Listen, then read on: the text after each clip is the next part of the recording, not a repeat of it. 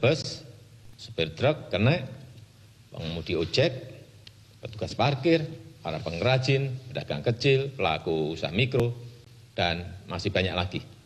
Oleh sebab itu, pemerintah ingin memberikan perhatian besar dan memberikan prioritas utama untuk menjaga pemenuhan kebutuhan pokok masyarakat dan meningkatkan daya beli masyarakat di lapisan bawah.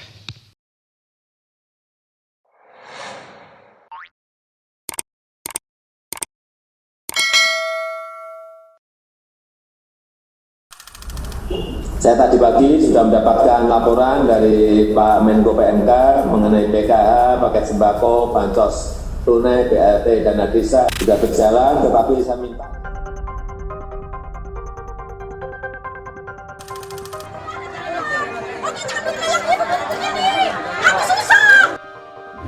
Penerima bantuan sosial atau bansos bagi warga yang terdampak COVID-19 di Jakarta jadi perbincangan. Betapa tidak, selain orang yang ekonominya mampu, bantuan juga diterima anggota DPRD DKI Jakarta. Tidak hanya di Jakarta, kondisi serupa juga terjadi di Bekasi. Pembagian bantuan sembako di wilayah kota Bekasi disinyalir tidak tepat sasaran.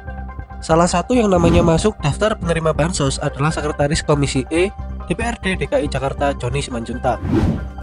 Joni mengungkapkan masuknya nama dia dalam daftar penerima bansos merupakan bukti bahwa data yang dimiliki pemerintah Provinsi DKI Jakarta tidak betul-betul valid atau main asal comot.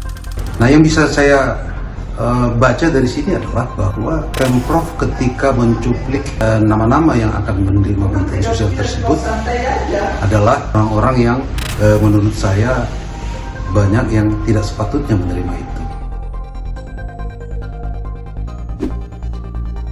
Presiden Jokowi meminta data penerima bantuan sosial atau bansos dibuka secara transparan. Hal itu disampaikan Jokowi dalam rapat terbatas melalui video conference. Jokowi meminta data dibuat transparan agar tak menimbulkan kecurigaan dalam proses penyaluran bansos ke masyarakat. Saya juga minta agar data penerima bansos dibuka secara transparan. Siapa yang dapat, kriterianya apa, jenis bantuannya apa, sehingga jelas, tidak menimbulkan kecurigaan dan kita bisa segera membuat koreksi di lapangan, ujar Jokowi. Saya juga minta data penerima bansos dibuka secara transparan.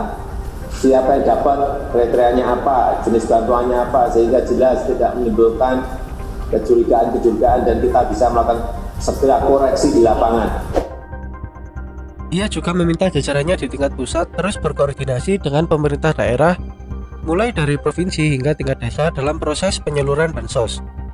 Jokowi mengatakan penyaluran bansos dilakukan pemerintah pusat dan daerah. Oleh karena itu, ia meminta penyalurannya tidak tumpang tindih, sehingga seluruh masyarakat yang membutuhkan bisa mendapatkannya. Terakhir, saya minta dibuat hotline pengaduan, sehingga apabila menemukan penyimpangan-penyimpangan dalam penyaluran bansos, bisa kita ketahui secara cepat, lanjut Jokowi. Dan saya minta Mensos, juga gubernur, bupati, wali kota, camat sampai kepala desa turun ke lapangan menyisir.